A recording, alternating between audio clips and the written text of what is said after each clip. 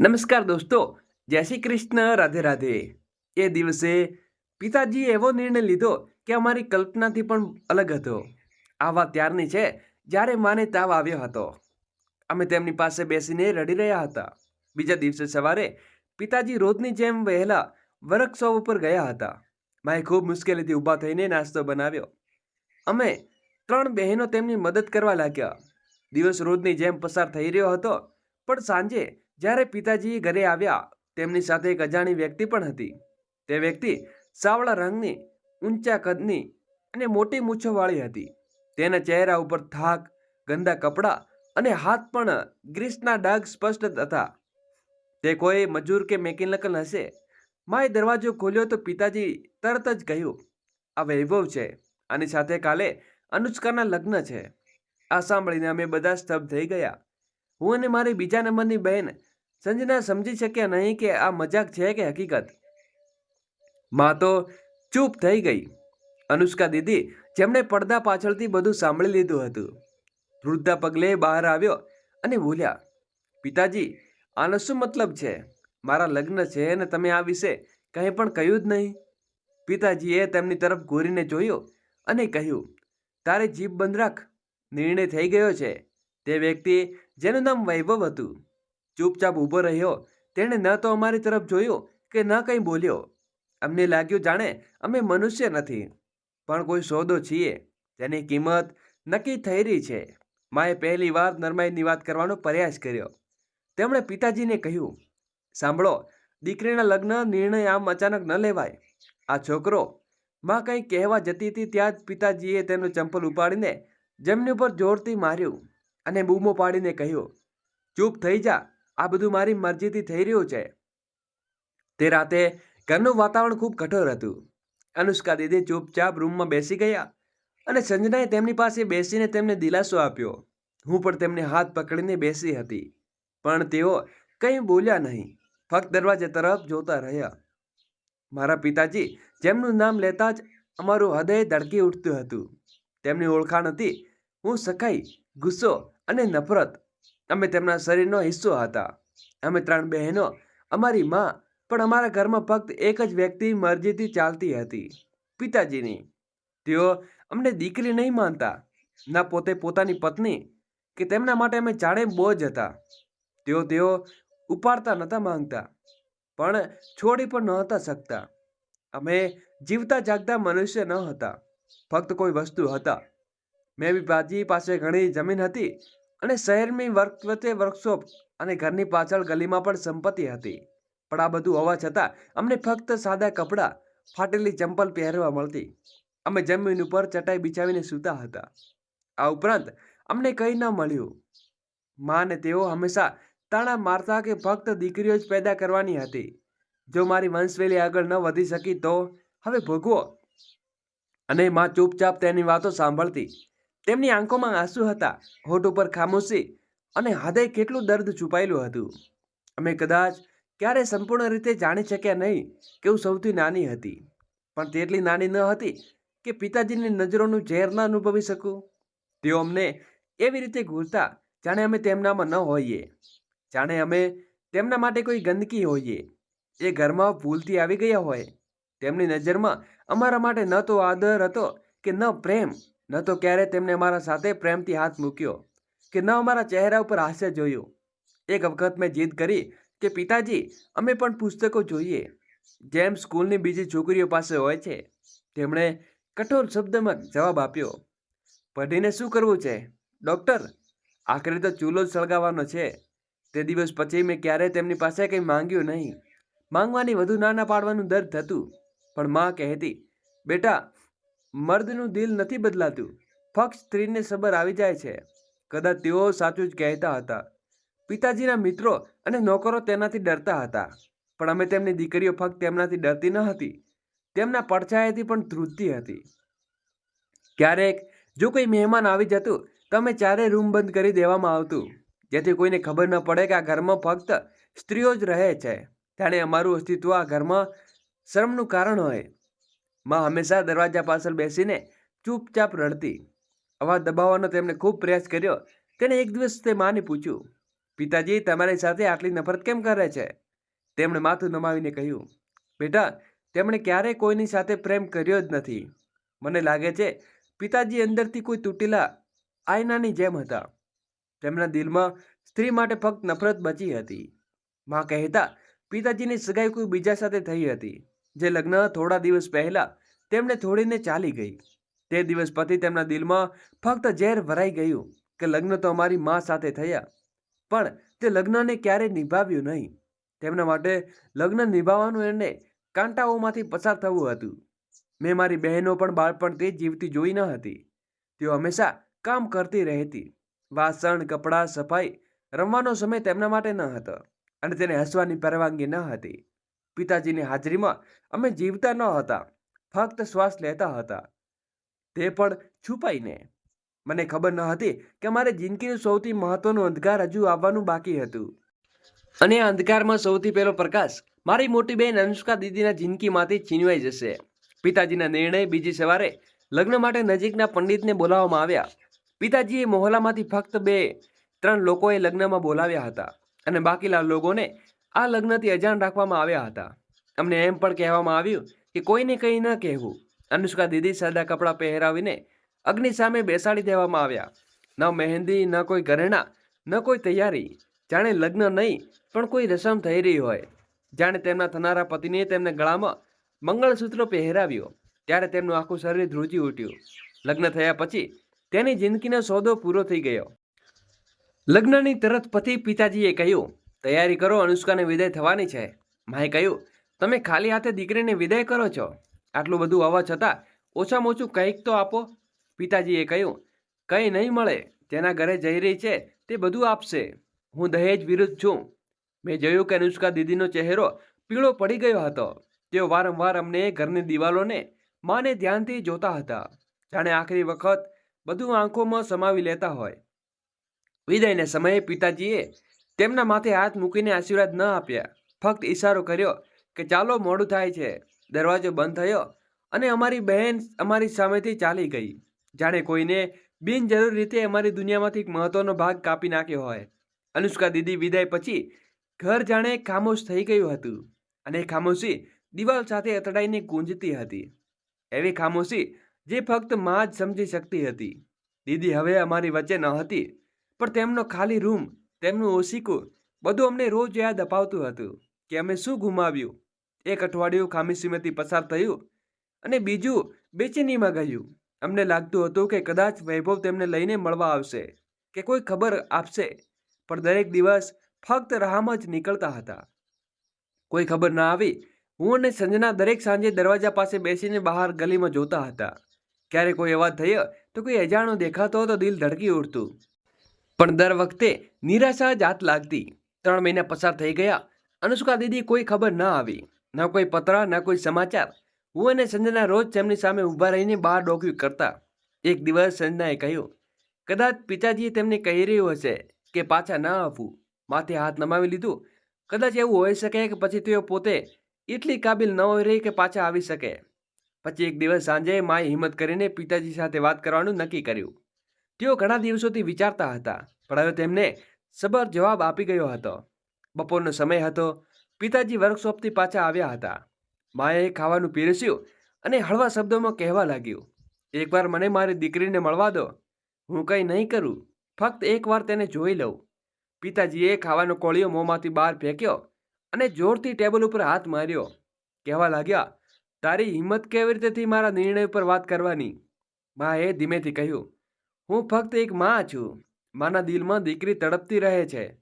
માના આ શબ્દો પછી જે થયું તે પહેલાં ક્યારેય નહોતું જોયું. પિતાજીએ ઝડપથી લાકડી ઉપાડી અને મા ઉપર વરસાવવા લાગ્યા. ગુસ્સાથી બૂમો પાડતા કહેવા લાગ્યા, તું જેવી માં મને દીકરીની પેદા કરીને મજબૂર કરી દીધો. હું અને સંજના દોડીને માને બચાવવાનો પ્રયાસ કર્યો, પણ પિતાજી અમને ધક્કો મારતા રહ્યા. સંજના ચીસ પાડી, પિતાજી બસ કરો. પિતાજી આંખોમાં લોહી ઉછળી રહ્યું હતું. તેઓ બોલ્યા, જો તમને બંનેને પણ આવી જ કરી રીતે વિદાય ન કરી તો મારું નામ પણ ચંપલદાસ નહીં. એ દિવસો માનો હાથ પણ સૂજી ગયો હતો. અમે તેમના હાથ પર કપડું બાંધ્યું, પણ કંઈ બોલતા ન હતા. તેણે અંદરથી કંઈક તૂટી ગયું હોય. હું રાત્રે જાગતી રહી. માનો શ્વાસ ધીમો થઈ રહ્યો હતો, જાણે દરેક શ્વાસમાં તેઓ અનુષ્કા દીદીની યાદ આવતા હતા. થોડી દિવસ પછી મોહલ્લાની એક સ્ત્રી અમારા ઘરે આવી. તે માની સામે નજર ચોરાવતી હતી. પછી ધીમેથી બોલી, અનુષ્કાને વૈભવ શહેરથી દૂર કોઈ ગામમાં મોકલી દીધી છે, જે કોઈ કામ કરાવે છે. કેટલા લોકો કહે છે કે તે કેદીની જેમ રાખવામાં આવી છે. આ સાંભળીને માનો રંગ ફીકો પડી ગયો. તેમણે કહ્યું, શું કહ્યું? તે મારી દીકરી છે, તેણે કેદ કરી દીધી. હું અને સંજના તે સ્ત્રી પાછળ દોડ્યા, જ્યાંથી વધુ વિગતો પૂછી શકીએ, પણ તે ઝડપથી નીકળી ગઈ. કદાચ પિતાજીના ડરથી હવે મા દિવસ રાત અનુષ્કા દીદીનું નામ લેતા, ક્યારેક એકલતામાં બોલતા. મારી દીકરી શું ખાતી હશે, ક્યારે રાતીને જાગીને બહાર નીકળી જતા, જાણે દરવાજામાં કોઈ આવવાનો અવાજ સંભળાતો હોય. હું અને સંજના માને ખૂબ સાંભળવાનો પ્રયાસ કર્યો, પણ અમે પોતે પણ બાળકો હતા. અમે ક્યારેય શીખ્યા ન હતા કે માના ઘા ઉપર મલમ કેવી રીતે લગાવવું. અનુષ્કા દીદી પછી માનું અસ્તિત્વ જાણે અડધું રહી ગયું હતું. પછી એક દિવસ સાંજે પિતાજી ન જાણે કેમ વહેલા ઘરે આવી ગયા. તેમણે ચહેરા ઉપર તે ગુસ્સો હતો જે અમે વર્ષોથી જોતા આવ્યા હતા, પણ આ વખતે તેમની આંખોમાં એક નિર્ણય ઝળકતો. તે મહિલાએ પહેલા અનુષ્કા દીદીના સમાચાર લાવ્યા હતા. તે ફરીથી આવી તેણે દરવાજે બોલાવી અને ધીમેથી કહેવા લાગી, જો બેટા, સંજનાનો પતિ પણ એવો જ નીકળ્યો જેવો વૈભવ હતો. એવું લાગે છે જાણે બંનેને એક જ હેતુ માટે પસંદ કરવામાં આવ્યા હોય. દોસ્તો, આગળ વિડીયો શરૂ કરીએ એની પહેલાં અમારી નાનકડી ચેનલને સબસ્ક્રાઇબ કરવાનું ભૂલશો નહીં અને વિડીયોને લાઇક કરી અને તમારા મિત્રો સાથે અન્ય સાથે શેર જરૂરથી કરી દેજો. મેં તેણે પૂછ્યું, તમારો શું મતલબ છે? તેણે કહ્યું, તારો પિતા તારી મા અને તારી બહેન પાસેથી બદલો લઈ રહ્યો છે. તે સ્ત્રીની નફરત કરે છે. મેં દરવાજો બંધ કરી દીધો. રૂમમાં આવીને મા પાસે બેસીને ફક્ત એટલું જ કહ્યું, મા, હવે આપણી જિંદગીમાં ફક્ત રાહ જોવાની નથી, એક બીજી કસોટી બાકી છે, અને હવે એ કસોટી કદાચ મારા લગ્નમાં રૂપમાં લઈને આવી ગઈ છે. મેં મારી ઉંમરમાં તે દિવસો જીવવાનું શરૂ કર્યું જેમાં સામાન્ય રીતે છોકરીઓ સપના જોતી હોય છે, પણ હું ફક્ત એક વિચારથી પરેશાન હતી, શું હવે મારો વારો છે? એક રાતે માએ ખૂબ ધીમા અવાજે કહ્યું, રિયા, જો તને કોઈ મોકો મળે તો ચાલી જજે. ગમે ત્યાં ઘર તારા માટે રહ્યું નથી. મેં તેમને હાથ પકડીને જવાબ આપ્યો, ના મા, જો હું ચાલી ગયું તો તમારું શું થશે? માએ નજર ચોરી લીધી એને કહ્યું, મારી પાસે હવે શું બચ્યું છે બેટા? તું બચી છે અને બચવાની છે. મેં પોતાના દિલાસો આપતા શરૂ કર્યું કે કદાચ મારા પિતાની મારી સાથે આવું નહીં કરે. એક દિવસ પિતાજીએ માને બજાર મોકલી અને મને ઘરે એકલી રહેવાનું કહ્યું. એ પહેલી વાર કહ્યું જ્યારે મને ઘરમાં સૌથી ખૂણામાં આવેલા રૂમમાં જવાની પરવાનગી મળી. મેં આ મોકો ગુમાવ્યો નહીં અને અલમારીમાંથી નીચે કેટલાક જૂના કાગળો કાઢવાનું શરૂ કર્યું. તેમાં કેટલાક જૂનો કાગળો, લગ્નની એક તસવીર અને કેટલાક પત્રોના ટુકડા હતા, જેમાં પણ કોઈ નામ લખેલું ન હતું, પણ લખાણમાં મારી માનું જ હતું. તેમણે કદાચ કોઈ પત્ર લખવાનો પ્રયાસ કર્યો હતો, કદાચ પોતાની માએ કે બીજા સંબંધીઓને, પણ પત્ર ક્યારે પૂરો થયો ન હતો. મેં માને આ વિશે પૂછ્યું, માં, આ પત્રો તમે ક્યારે લખ્યા હતા? તેઓ ચોંકી ગયા અને બોલ્યા, બસ કોઈક વખત દિલ થતું હતું, પણ ક્યારેય મોકલવાની હિંમત ન થઈ. મેં કહ્યું, કેમ? તેમણે કહ્યું, કારણ કે તારા પિતાએ મારો સૌથી પહેલો સંબંધ કાપી નાખ્યો હતો. એ દિવસો મોહલ્લાની એક છોકરીના લગ્નમાં શોર ઉઠ્યો. ઇન્વિટેડ કાર્ડ બની ગયા હતા, ચારે બાજુ ચહલપહલ હતી. મેં માને કહ્યું, આપણે તો લગ્નમાં જઈ શકતા નથી ને? તેમણે ખામોશીથી માથું હલાવી દીધું. પણ સાંજે જ્યારે પિતાજી આવ્યા તો તેમના શબ્દો ખૂબ નરમ હતા. તેમણે મારી તરફ જોઈને કહ્યું, કાલે તું અને તારી મા મોહલ્લાના લગ્નમાં જઈ રહ્યા છે. અમે બંનેને એકબીજાને જોયું અને હેરાન થઈ ગયા. ખબર નહીં કેમ, પણ હું ખૂબ ખુશ થઈ, પણ ડર પણ લાગતો હતો કે અમારી પાસે તો સારા કપડાં પણ ન હતા.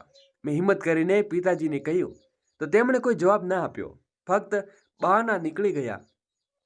બીજે સવારે એક થેલીના સોફા ઉપર પડી હતી, જેમાં નવા રેડીમેડ કપડાં હતા. મેં કપડાને હાથ લગાવ્યો અને પહેલી વાર લાગ્યો જાણે અમે કોઈ પ્રસંગમાં હાજર રહેવા છીએ. લગ્નના દિવસ આવ્યો તો માએ ખૂબ સાવધાનીથી મને તૈયાર કરી. મારા માટે આ પહેલો મોકો હતો કે હું ફરી ઇન્જેક્શન જઈ રહી હતી, તે પણ મારા પિતાજીના પરવાનગીથી. મા વારંવાર પૂછતી હતી, બેટા, મેં તારા વાળ બરાબર બાંધ્યા છે ને? ક્લિપ બરાબર લગાવી છે ને? જાણે તેઓ પોતાને ખાતરી આપવા માંગતા હોય કે બધું ઠીક છે. મેં તેમનો હાથ પકડીને કહ્યું, માં, બધું ઠીક છે. તેની આંખોમાં એક વિચિત્ર ડર અને પ્રાર્થના હતી. અમે લગ્નવાળાના ઘરે પહોંચ્યા તો ત્યાં એક અલગ જ દુનિયા હતી. રોશનીની સહેલો, મોટા આંગળો, સ્ત્રીનું હાસ્ય અને ત્યાં રોનક, આ બધું અમારા માટે અજાણ્યું હતું. માએ મારો હાથ મજબૂતીથી પકડી રાખ્યો અને જાણે કોઈ પણ ક્ષણે કોઈ પણ થઈ શકે. અમને સ્ત્રીઓના ભાગમાં બેસાડવામાં આવ્યો. હું એક ખૂણામાં છુપાઈને બેસી ગઈ. માં મારી પાસે હતી. અમે બંને ખામોશીથી બીજી સ્ત્રીઓમાં જોતા હતા. તેઓ એકબીજાની સાથે વાતો કરતી હતી, ખાતી હતી અને ફોટા લેતી હતી. મેં આવું વાતાવરણ હંમેશા દૂરથી જોયું હતું, નજીકથી નહીં. પહેલી વાર દિલમાં એક વિચિત્ર ઈચ્છા જાગી. કાશ મારી જિંદગીમાં પણ કોઈ દિવસો આવી હોય. હાસ્ય, ખુશી અને રંગોથી ભરેલું લગ્નનું ફંક્શન શરૂ થયું. તો સરપંચની દીકરી સજી ધજીને સ્ટેજ ઉપર આવી. તેઓ દુલ્હા પણ સાથે હતો, ઊંચો, ગોરો અને સારા કપડાં પહેરેલો. તેને જોઈને મારા દિલમાં એક વિચાર આવ્યો.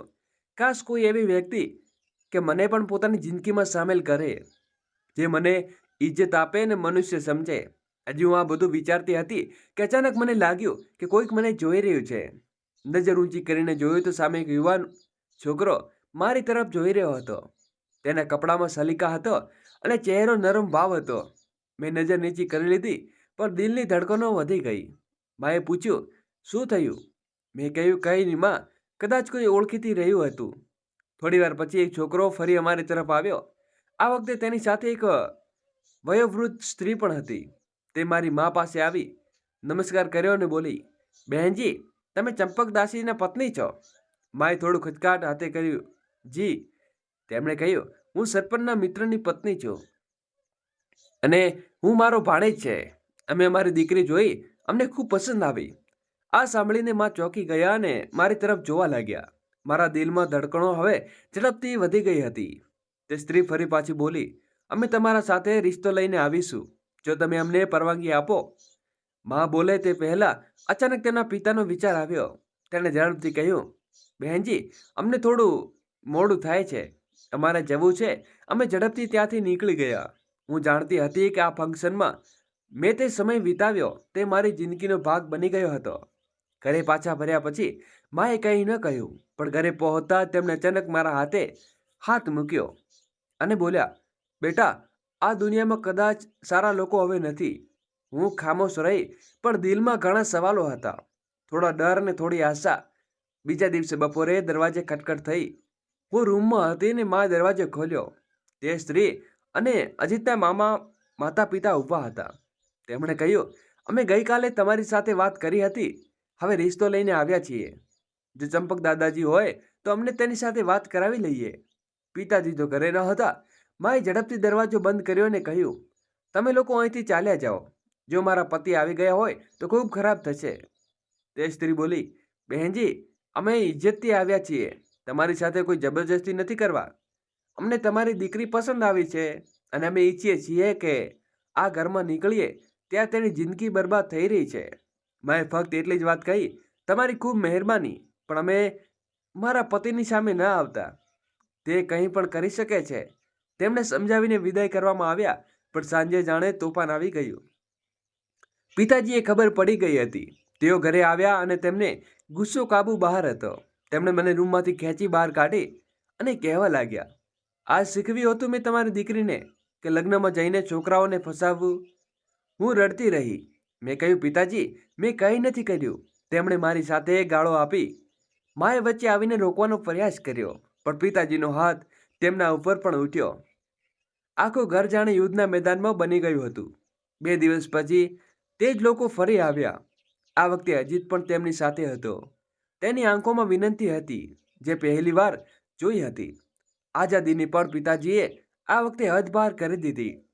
તેમણે સૌને ઘરમાં દરવાજે અપમાનિત કરીને કાઢી મૂક્યા. અમે મા અને ફરી હું એકલા રહી ગયા. એક છોકરો જેનું નામ અજીત હતું, તેણે મને મનુષ્ય સમજી હતી. કદાચ આ પહેલો મોકો હતો કે કોઈ મને જોઈ તો ફક્ત એક છોકરી તરીકે નહીં, પણ એક પૂર્ણ મનુષ્ય તરીકે. હું વિચારેલી હતી કે આ સપનું છે કે કોઈ નવી શરૂઆત. અજીતના માતા પિતાએ એ બધું જ કર્યું જે સારા રિશ્તાઓ આશા રાખનાર લોકો કરે છે. નરમ શબ્દોમાં વાત કરવી, ઇજ્જતથી હદમાં રહીને વાત કરવી અને પોતાની મરજી થોપાવાને બદલે પિતાજીની પરવાનગી માંગવી. પણ અમે ખૂબ સારી રીતે જાણતા હતા કે અમારા ઘરની દહલીજ પાર કરવી એટલી સરળ નથી. અજીતની માસી, જે પહેલીવાર લગ્નમાં મળી હતી, બીજા અઠવાડિયે ફરી આવી. આ વખતે તેમની સાથે તેમની મોટી બહેન અને અજીતની મા પણ હતી. તેના હાથમાં મીઠાઈઓનો ડબ્બો અને ચહેરા ઉપર એક આશા હતી. તેમણે ફરી કહ્યું, બહેનજી, અમને તમારી દીકરી ખૂબ પસંદ આવી છે. અમે રિશ્તો લઈને આવ્યા છીએ. અમારી તરફથી તમારા માટે આ દીકરી જોવી ઇજ્જત હશે. માનો ચહેરો જાણે સફેદ પડી ગયો. તેઓ ખૂબ ધીમેથી બોલ્યા, તમે લોકો ચાલ્યા જાઓ, મારા પતિ ઘરે નથી. અને જો તે આવી ગયા તો અજીતની મા વાત કાપીને કહ્યું, અમે અહીં કોઈ અપમાન માટે નથી આવ્યા.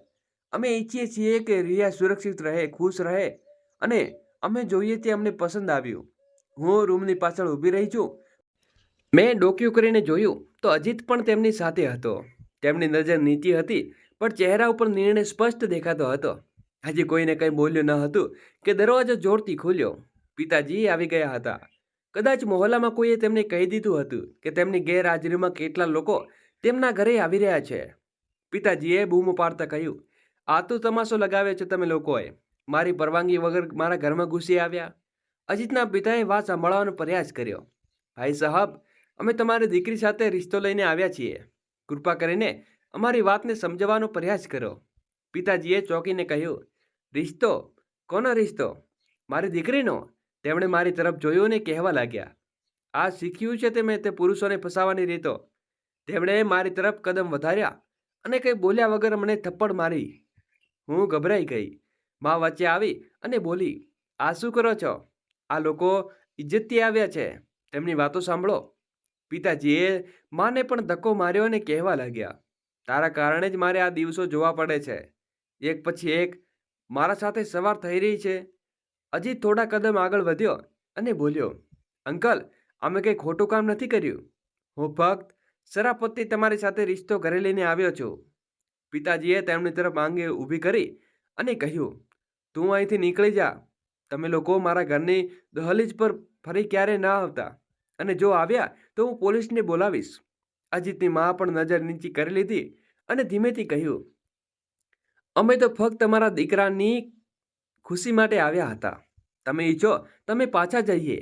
પિતાજીએ આગળ વધીને તેમના હાથમાંથી મીઠાઈનો ડબ્બો છીનવી લીધો અને દરવાજા બહાર ફેંકવા લાગ્યા. હમણાં જ આ ક્ષણે મારા ઘરમાંથી નીકળી જાઓ. તે બધા પાછા ચાલ્યા ગયા. મેં દરવાજો બંધ કર્યો, પણ અંદરનું તોફાન હજી શમ્યું ન હતું. પિતાજીએ મને રૂમમાં ધકેલી દીધી અને કહેવા લાગ્યા, તારી હિંમત કેવી રીતે થઈ? મેં તો તને બહાર મોકલવાનું બંધ કરી દીધું હતું, તો આ ખામોશ કેવી રીતે લાગ્યો? હું ડરતી રહી. મેં કહ્યું, પિતાજી, મારી કોઈ ભૂલ નથી, મને કોઈ ખબર ન હતી. પિતાજીએ જે જોરથી દરવાજો બંધ કર્યો અને મારા હાથ ઉપર લાકડી વરસાવી. મા વચ્ચે આવીને બોલી, બસ કરો, આ તમારી દીકરી છે, નિર્દોષ બાળકી છે. પિતાજીએ કહ્યું, દીકરી? આ દીકરી નથી, આ તો ડાઘ છે, જે અમારા કુટુંબની ઇજ્જત ઉપર લાગ્યો છે. પછી તેમણે દરવાજાની સાંકળ લગાવી અને મને અને માને અંદર બંધ કરી દીધા અને આખી રાત બંધ કરી રહ્યા. માએ મારો હાથ પકડી જોયો અને નીલો પડી ગયો હતો. માએ કહ્યું, બેટા, મને માફ કરી દે. જો હું આ કંઈ પર શરતી હોત તો બચાવી લત. મેં માનો હાથ પકડીને કહ્યું, તમારો કોઈ દોષ નથી માં, આપણે બસ એક કેદખાનામાં બંધ થઈ ગયા છીએ. સવારે દરવાજો ખુલ્યો અને મેં બહાર જવાની પરવાનગી મળી. પિતાજી ખામોશ હતા, જાણે કંઈ થયું ન હોય. હું મા સાથે રસોડામાં કામ કરવા લાગી, પણ મનમાં અજીતની જેમ નજરો વારંવાર હતી. એમાં ફક્ત સવાલો હતા. એમ બીજા દિવસે જ ભીખ માંગનાર સ્ત્રી આવી. તે હંમેશા પૈસા માંગવા આવતી હતી. તેણે ધીમેથી મારા હાથમાં એક કાગળ આપ્યો અને કહેવા લાગી, લે બેટા, એ છોકરો વારંવાર રિશ્તો લઈને આવી રહ્યો છે. તેણે તારી સાથે કંઈક વાત કરવી છે. તેણે મને કહ્યું કે હું આ સંદેશ તને આપી દઉં. મેં કાગળ ખોલ્યો, તેમાં લખ્યું હતું, રિયા, હું ફક્ત તારી સાથે લગ્ન કરવા માંગુ છું. હું જાણું છું કે તારા પર શું વીતી રહ્યું છે. આખરે એક દિવસ વૈભવ અને અનુમોએ અમારા એટલો બધો જુલ્મ કર્યો કે અમારા પગ પણ ખરાબ કરી દીધા. પછી પિતાજી અમને અહીં ફેંકીને ચાલ્યા ગયા. મેં મારા આંસુ લૂછ્યા અને કહ્યું, હવે કંઈ નહીં થાય. મેં તને બધું જણાવ્યું કે તમને તરફ હોસ્પિટલમાં દાખલ કરાવ્યા. દર બીજા ત્રીજા દિવસે તેમના ટેસ્ટ થતા હતા. અમે બધું એવું જ કહેવાયું કે અમારી આંખોમાં જોયું હતું. તેમની સાથે શારીરિક અને માનસિક રીતે અત્યાચાર કરવામાં આવ્યો હતો. ડૉક્ટરે કહ્યું હતું કે ઈલાજ શક્ય છે, પણ તેમનો સમય અને ઘણા પૈસા જરૂરી છે. મેં એક ક્ષણ પણ બગાડ્યા વિના પિતાજીની બધી સંપત્તિ, વર્કશોપ, જમીન, ઘર બધું વેચવાનો નિર્ણય લીધો. વકીલે પણ આશ્ચર્યથી કહ્યું, તમને ખબર છે કે આ બધું હજી તમારા પિતાના નામે છે? મેં કહ્યું, હા, એ જ માણસ મારી બહેનની આવી હાલતનો જવાબદાર છે. જો તે સાચું પોતાની ભૂલ સ્વીકારી ચૂક્યો હોય તો તેની સંપત્તિ તેમની દીકરીનો હિસ્સો આપવી જોઈએ. હું મારી બહેનોને સારવાર કરાવીશ. મેં તેમની સારવાર શરૂ કરાવી. થોડા સમય પછી જ્યારે તેમની હાલત સુધરવા લાગી તો તેમને શરીરે હરકત કરવાનું શરૂ કર્યું. હું રોજ તેમની પાસે બેસતી, માની વાતો કરતી. એક દિવસ અનુષ્કા દીદી બોલ્યા, રિયા, જો તું અમને ન બચાવી હોત તો કદાચ અમે અંધકારમાં મરી જાત. અમે પછી સમય પસાર થઈ ગયો. એક દિવસ તે બંને સંપૂર્ણ રીતે સાજા થઈ ગયા. હવે પિતાજીના મોતનો સમય આવી ગયો હતો. પિતાજી પણ પોતાના અંતિમ સમયમાં ગૂંચળામાં મરી ગયા. છતાં અમે તેમનો અંતિમ સંસ્કાર કર્યો અને તેમની આત્માની શાંતિ માટે પ્રાર્થના કરી. કારણ કે પિતાએ પોતાનું ફરજ ક્યારેય નહોતું નિભાવ્યું, પણ અમે દીકરીઓએ અમારું ફરજ નિભાવ્યું હતું. દોસ્તો, આશા છે કે તમને અમારી આ વાર્તા પસંદ આવી હશે. જો વાર્તા પસંદ આવી હોય તો વિડીયોને લાઈક કરો અને ચેનલ ઉપર નવા હો તો ચેનલને સબસ્ક્રાઈબ કરો. અને હા, નોટિફિકેશન બેલને દબાવી રાખજો જેથી આગળની અપડેટ સૌથી પહેલાં તમને મળે. જય શ્રી કૃષ્ણ, રાધે રાધે. ફરી મળીશું નવા વિડીયો સાથે. પ્રિયંકાએ ઘરમાં પ્રવેશતા જ તેની સાથે મનોરમાજીએ ખૂબ પ્રેમથી પૂછ્યું, અમાજી, તમે અમારી સાથે પિક્ચર જોવા આવશો? આ સાંભળી મનોરમાજી ચોંકી ગયા અને બોલ્યા, પિક્ચર જોવા? હા અમ્માજી, ખૂબ સરસ પિક્ચર આવી છે, ચાલો જોવા જઈએ. પણ તરત જ તેઓ બોલ્યા, ના બેટા, તમે બંને જઈ આવો. હું આ ઉંમરે તમારી સાથે ક્યાં આવીશ? આ બોલતા બોલતા મનોરમાજીની આંખોમાં એ દિવસ તરવા લાગ્યો જ્યારે શામલાલજીના હોવા છતાં તેમની દીકરી રચના અને દીકરો નવી પિક્ચર જોવા હોલમાં જતા હતા. અને તેઓ પણ જીદ કરીને તેમની સાથે પિક્ચર હોલમાં જવા ગયા હતા.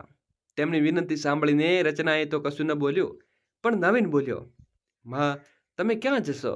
અમારી સાથે અમારા એક મિત્રનું કુટુંબ જઈ રહ્યું છે. તમે બાળકોની વચ્ચે અસ્વસ્થ થઈ જશો. અમે બધા સાથે મળીને પાછા આવીશું. નવીનની આ વાત સાંભળીને મનોરમાજી ગુસ્સે થઈ ગયા, પણ શામલાલજીને ડરતું કશું બોલી ન શક્યા, કારણ કે શામલાલજીને નકામી દલીલો બિલકુલ પસંદ ન હતી. બાળકો ગયા પછી મનોરમાજીએ પોતાનો ગુસ્સો શામલાલજી પર ઠેરવ્યો. શામલાલજી સ્વાંસરે બોલ્યા, મનોરમા, ભૂલ તારી છે. બાળકો મોટા થઈ ગયા છે, તમારું પોતાનું જીવન છે. તું કેમ હંમેશા નાના બાળકોની જેમ તેના જીવનમાં દખલ કરે છે? તને પિક્ચર જવું હોય તો આપણે બંને કોઈ બીજા દિવસે જઈ જઈશું. શામલાલજીની વાત સાંભળીને મનોરમાજી ચૂપ થઈ ગયા. દોસ્તો માટે દીકરા દ્વારા નકારવામાં આવવાનું દુઃખ ક્યારે વખતે તેમને ચૂંટીને પીડા આપતો હતો. તેમણે લાગ્યું કે કદાચ શામલાલજી સાચું કહે છે. કાલ સુધી આંગળી પકડીને ચાલનારા બાળકો હવે ખરેખર મોટા થઈ ગયા છે. અને મનોરમાજીના બાળકો જેવી જીદ કેમ આવતી જાય છે તે ખુદને પણ ખબર ન હતી. તેમની આંસુ આવનાર કહેતા હતા કે બાળકો અને વૃદ્ધો એક સમાન હોય છે. જ્યારે પણ મનોરમાજી આ વાતની મજાક ઉડાવતા હતા અને તેમણે પોતે પણ અજાણમાં તેની વાતનું વર્તન કરવા લાગ્યા હતા. એ જ નવીન હતો જે બાળપણમાં કંઈ ખરીદવું હોય તો ફરવા જવું હોય તો તે પપ્પા સામે ન બોલી અને મનોરમાજી પાસે ભલામણ કરાવતો હતો. ખરેખર સમયની સાથે બધું કેટલું બદલાઈ જાય છે. હવે તેણે પોતાની માની પાસે કંઈ પણ સારું નથી લાગતું, કારણ કે હવે તેની નજરમાં મનોરમાજી ઓલ્ડ ફેશન થઈ ગયા છે. જેણે આજે જમાનામાં ઢાબલ નથી આવતો. જોકે સમય તેના પાર્ટીમાં સ્થાન હતા. લોકો તેમની જિંદાબાદને દીવાના હતા. અમાજી ક્યાં વિચારોમાં ડૂબી ગયા. ચાલો ને પ્લીઝ. પરિણીતા શરદચંદ્રની નવલકથામાં આધારિત ખૂબ સરસ મૂવી છે, તમને જરૂર ગમશે, પ્રિયંકાજીએ આગ્રહ કરતા કહ્યું. તો પ્રિયંકાજીનો અવાજ સાંભળીને મનોરમાજી ભૂતકાળમાં વર્તમાનમાં પાછા આવ્યા. શરદચંદ્ર તેમના પ્રિય લેખક હતા. તેઓ અશોક કુમાર અને મીના કુમારીની જૂની પરિણીતા જોઈ હતી અને નવલકથા પણ વાંચી હતી. તેમ છતાં પ્રિયંકાના આગ્રહને કારણે તેઓ આ પિક્ચર ફરીથી જોવાનું લોભ સંવરી ન શક્યા અને તેમની વિનંતી સ્વીકારી લીધી. પ્રિયંકાની સહમતિ મળતા તેમણે તૈયાર થવા જણાવી અને પોતે પણ તૈયાર થવા ગઈ હતા. શામલાલજી તેમના નજીકના મિત્રના દીકરાના લગ્નમાં ગયા હતા. મંદરુમાજી પણ તેમની સાથે જવા માંગતા હતા, પણ તે આ સમયે તેમની સહેલીઓનો દીકરાનું લગ્ન હતું. શામલાલજીએ કહ્યું, હું ત્યાં આવું છું, અહીં તું લગ્નમાં જઈ આવ. આ કેવી રીતે ફરિયાદનો મોકો નહીં મળે? તેમણે આપણા બંને બાળકોના લગ્નમાં આવીને આપણું માન વધાર્યું હતું, એટલે બંને જગ્યાએ જવું જરૂરી હતું.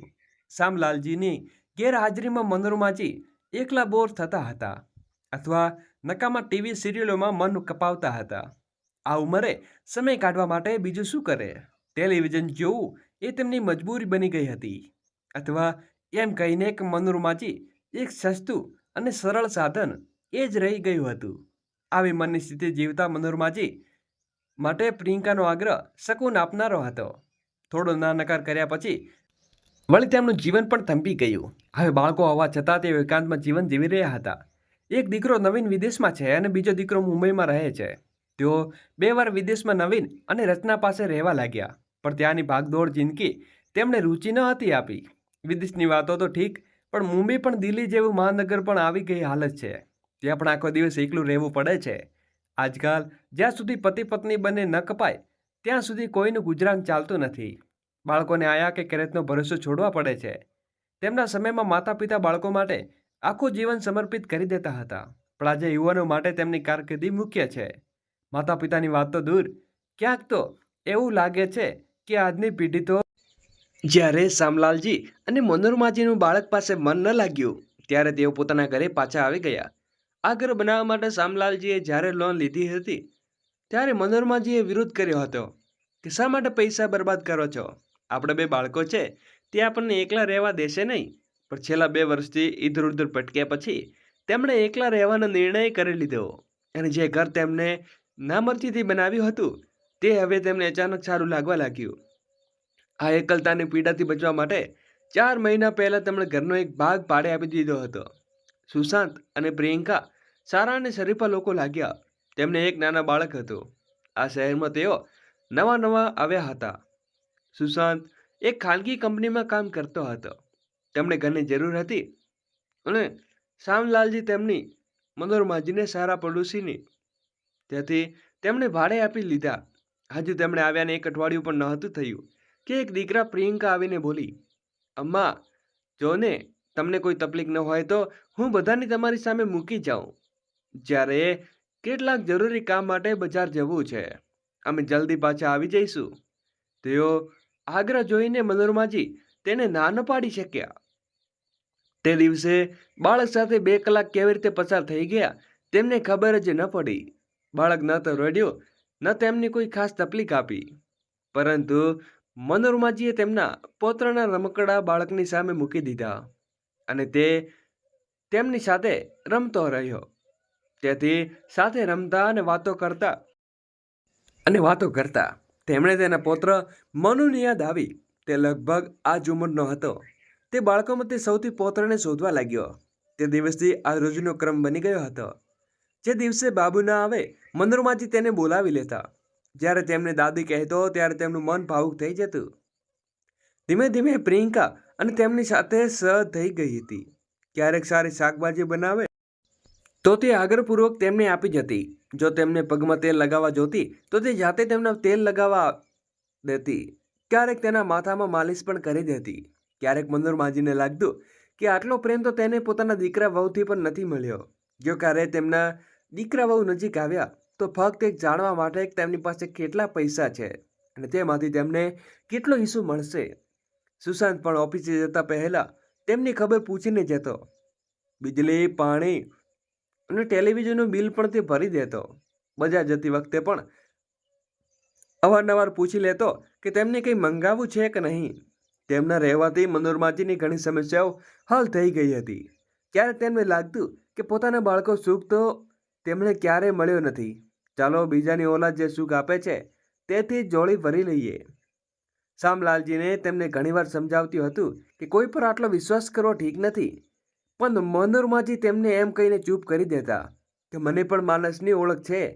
આ લોકો સંસ્કારી અને સુશીલ છે, સારા પરિવારમાંથી આવે છે, નહીં તો આજના સમયમાં કોઈ કોઈનું ધ્યાન નથી રાખતું. અમ્માજી તમે તૈયાર થઈ ગયા? ઓટો આવી ગયો છે. પ્રિયંકાના અવાજે મંદરુમાજીને ફરીથી વિચારોમાં ઘૂંટમાંથી બહાર કાઢ્યા. હા બેટા, બસ હમણાં આવું, એમ કહીને મનોરમાજીએ થોડા પૈસા પર્સમાં મૂક્યા. એમ વિચારીને કે હું મોટી છું, મારો હોવા છતાં પિક્ચરના પૈસા તો તે લોકો આપે તે ઠીક નહીં લાગે.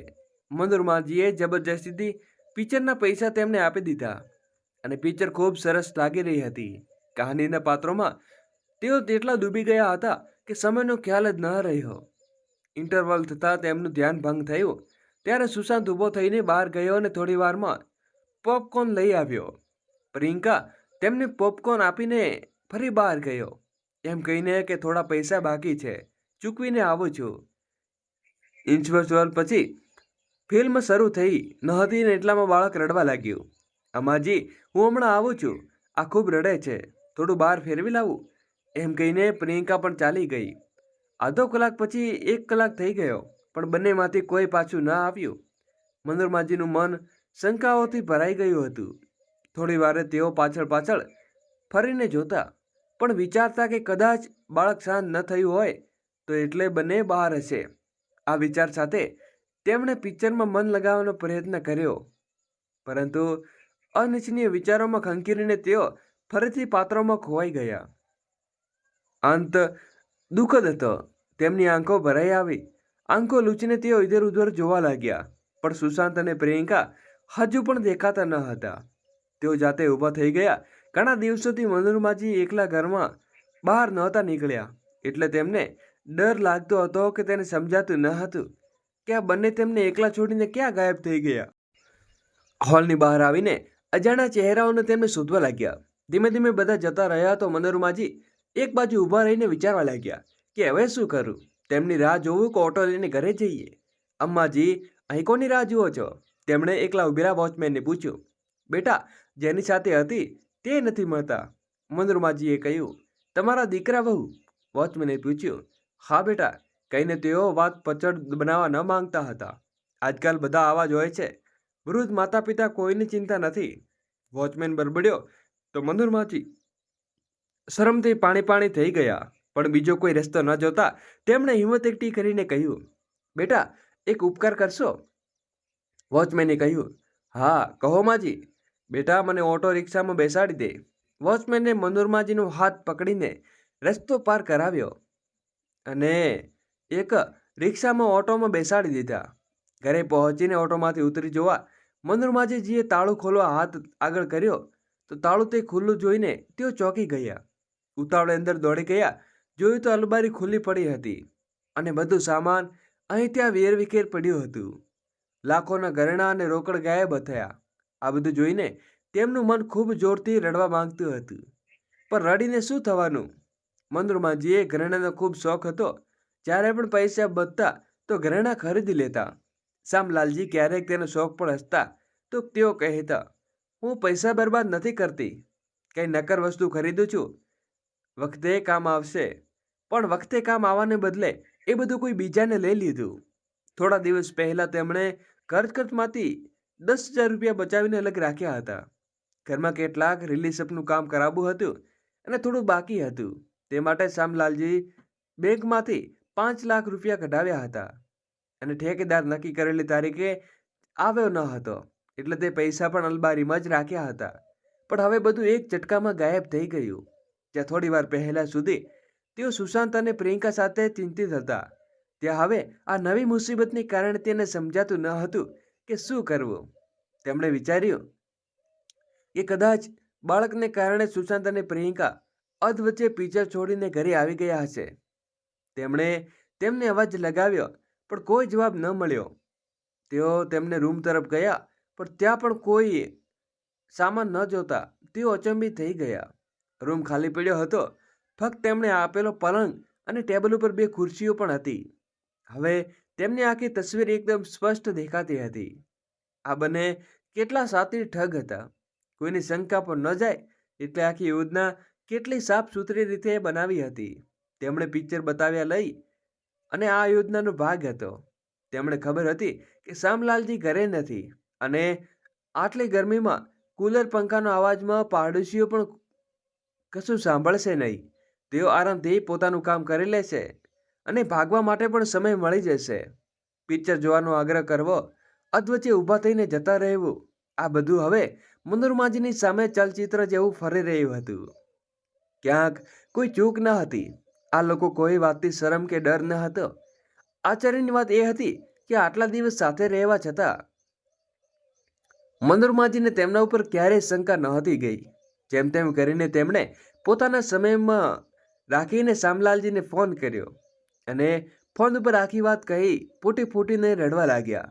તેમને રડતા જોઈ શામલાલજીએ સાંત્વના આપી અને પડોશી શર્માજીના ઘરે જઈને મદદ માંગવા કહ્યું. તેઓ બેચેનીથી પડોશી રાધિકાજી પાસે ગયા અને આખી ઘટના જણાવી. રાધિકાજી બોલ્યા, કેટલાક અવાજો તો આવતા હતા, પણ મને લાગ્યું કે કદાચ તમારા ઘરમાં રિપેરનું કામ ચાલુ કરે છે, એટલે વધુ ધ્યાન ના આપ્યું. હવે જે થયું તે થયું. શર્માજી બોલ્યા, ચિંતા કરવાની કોઈ કે પરેશાન થવાની કંઈ ફાયદો નથી. ચોરી થયેલો માલ મળતો નથી, પણ પ્રયત્ન કરવામાં શું નુકસાન નથી. ચાલો એક FIR નોંધાવી દઈએ. શર્માજીએ પોતાના ડ્રાઈવરને બોલાવ્યો અને મનોરમાજીને સાથે લઈ પોલીસ સ્ટેશને ગયા. પોલીસ ઇન્સ્પેક્ટરે તેમનું નિવેદન સાંભળીને કહ્યું, આ ચોરીની તપાસ અમે ઘણા દિવસથી કરી રહ્યા છીએ. થોડા દિવસ પહેલા અમે અખબારમાં પણ એક જાહેરાત કરી હતી અને લોકોને સાવધ રહેવા કહ્યું હતું. લાગે છે કે તમે આ સમાચાર ઉપર ધ્યાન નથી આપ્યું. આ જોડીએ ઘણી જગ્યાએ આવી ઘટનાઓ કરી છે, પણ કોઈએ આપેલું હુલિયું તેમની સાથે મેળ ખાતો નથી. કદાચ તેને જુદી જુદી જગ્યાએ જુદા નામથી રહે છે. શું તેમને તેનું હલિયું બતાવી શકશો? કેટલાક દિવસે તેઓ તમારી સાથે રહેતા હતા. મનોરમાજીએ તેની માહિતી હતી તે બધું જણાવી દીધું. જે ઓફિસમાં સુશાંત કામ કરતો હતો તે કહેતો હતો, ત્યાં તપાસ કરતા ખબર પડી કે નામનો કોઈ માણસ તે કામ કરતો જ ન હતો. તેમની આપેલી માહિતીના આધારે પોલીસે સબ સ્ટેશન અને રેલવે સ્ટેશન પર પણ પોતાના માણસો મોકલ્યા. પોલીસે ઘરે જઈને તપાસ કરી, પણ ક્યાં કોઈ નામ નિશાન પણ ન હતું. અહીં સુધી કે તેમની આંગળીઓના નિશાન પણ ક્યાંય ન મળ્યા. લાગે છે કે બંને શાતિર ચોર હતા. ઇન્સ્પેક્ટર બોલ્યા, અમે ઘણીવાર તમારા જેવા નાગરિકોને વિનંતી કરીએ છીએ કે નોકર કે ભાડુઆત રાખતી વખતે સંપૂર્ણ સાવચેતી રાખો. તેમની વિગતો, તેઓ ક્યાં કામ કરે છે, તેમનું કામનું સરનામું અને ફોટોગ્રાફ વગેરે રાખો. પણ તે લોકો સમજતા જ નથી. ઇન્સ્પેક્ટર થોડો રોકાઈને ફરી બોલ્યા, તેઓ તમારા ભાડુઆત હતા. તેમને કોઈ પુરાવો કે ભાડુઆતમાં કોઈ પુરાવો નથી. આવકવેરાની જટિલતાથી બચવા માટે અને જાતે જ અપરાધીઓને હાથે ચડી ગયા. હા, શરૂઆતમાં અમને થોડું એડવાન્સ માંગ્યું હતું, પણ જ્યારે તેમને અસમર્થતા દર્શાવી તો તેમને મજબૂરી જોઈને અમારું મન પીગળી ગયું. અમને પૈસાની જરૂર હતી, એટલે એકલતામાં દૂર કરવા માટે સારા લોકોએ ઘરમાંથી રખેવાળી કરી એવા લોકોની કે તેમની વાતોમાં એટલી સચ્ચાઈ ટપકતી હતી કે બાળકવાનું યુગલ હોવાથી શંકાનું કોઈ કારણ દેખાતું ન હતું. આ જ ભૂલ તમે લોકો કરો છો. ઇન્સ્પેક્ટર બોલ્યા, જો કોઈ કરાર કરાવો તો તે બધું નોંધાઈ જાય. ચહેરા ઉપર લખેલું હોતું નથી કે કોઈ શરીફ છે કે બદમાશ. ગની મન છે કે સહી સલામત છો. નહીં તો આવા લોકો પોતાના હેતુને સફળ થવા માટે ખૂન પણ કરાવીને પાછા નથી હટતા. ઇન્સ્પેક્ટરે આશ્વાસન આપ્યું અને તેઓ શક્ય તેટલી ઝડપથી કાર્યવાહી કરશે. પણ તે પણ ઉમેર્યું કે આજકાલ આવા કેસમાં અપરાધીઓ સરળતાથી પકડાતા નથી, કારણ કે તેઓ નકલી ઓળખ અને બનાવટી દસ્તાવેજોનો સહારો લે છે. મનોરમાજીએ તેનું ખૂબ ભારે થઈ ગયું. ઘરે પાછા ફર્યા પછી તેઓ બારી પાસે પહેલી વાર રહીને બહાર તરફ અલબરબ જોતા રહ્યા. તેમણે ક્યારેય વિચાર્યું ન હતું કે કોઈ પર વિશ્વાસ કરવો આટલો મોંઘો પડી શકે.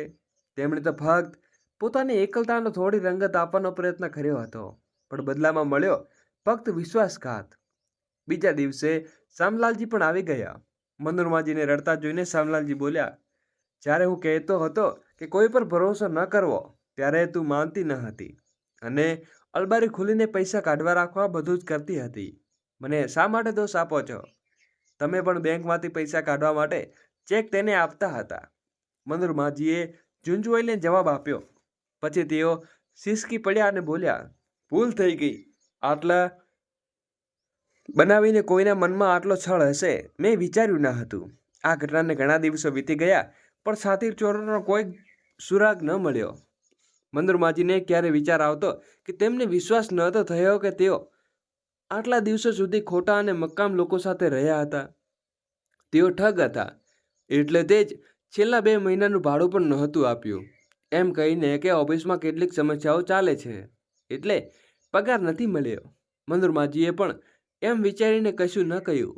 તે લોકો સારા છે અને પૈસા ક્યાં જશે. ખરેખર તેમનો સ્વભાવ જોઈને ક્યારેક એવું નહોતું લાગ્યું કે તેઓ તેમના ઈરાદા નેક નથી. આટલા સૌમ્ય ચહેરાનું આટલું ઘૃણિત રૂપ પણ હોઈ શકે છે. તેમણે ક્યારે વિચાર્યું ન હતું કે મોટેરા બંગલામાં છરી એમ કહેવત કદાચ એ લોકોની ઈર્ષપ જોઈને બની હશે. તેમણે અખબારો અને ટેલિવિઝનમાં લોકોની લૂંટ પણ હત્યાની ઘટનાઓ પણ વાંચી અને સાંભળી હતી, પણ તેમની સાથે આવું કંઈ બનશે તે પહેલાં સપનામાં પણ નહોતું વિચાર્યું. આખરે અમે જેવા વૃદ્ધ જઈને તેઓ ક્યાં? શું કોઈ સાથે અપનાનો સંબંધ બનાવવો કે તેમની મદદ કરવી ખોટું છે? આ લોકો ભાવનાના સાથે રમત કરે છે. તેઓ નથી વિચારતા કે દિવસ બુઢાપો તેમની પાસે પણ આવશે. આ રમત આખરે ક્યાં સુધી ચાલશે? શું જૂઠું અને મુક્કામારી એકઠી કરીને દોલતથી તેઓ સુખ જીતી શકશે? શું આવા લોકો પોતાના બાળકોને સારા સંસ્કાર આપી શકશે? હવે મંદુરમાજીને સારી રીતે સમજાઈ ગયું હતું કે આજના દિવસે કોઈ પર વિશ્વાસ કરવો એ મૂર્ખતા છે. તો મિત્રો, આ કહાની છે તમને કેવી લાગી? કૃપા કરીને કોમેન્ટ બોક્સમાં જરૂરથી જણાવજો. જો કહાની ગમી હોય તો વિડીયોને લાઇક કરો, શેર કરો અને અમારી ચેનલને સબસ્ક્રાઈબ કરવાનું ભૂલશો નહીં. Thank you. જય શ્રી કૃષ્ણ. રાધે રાધે. ફરી મળીશું નવા વિડીયો સાથે.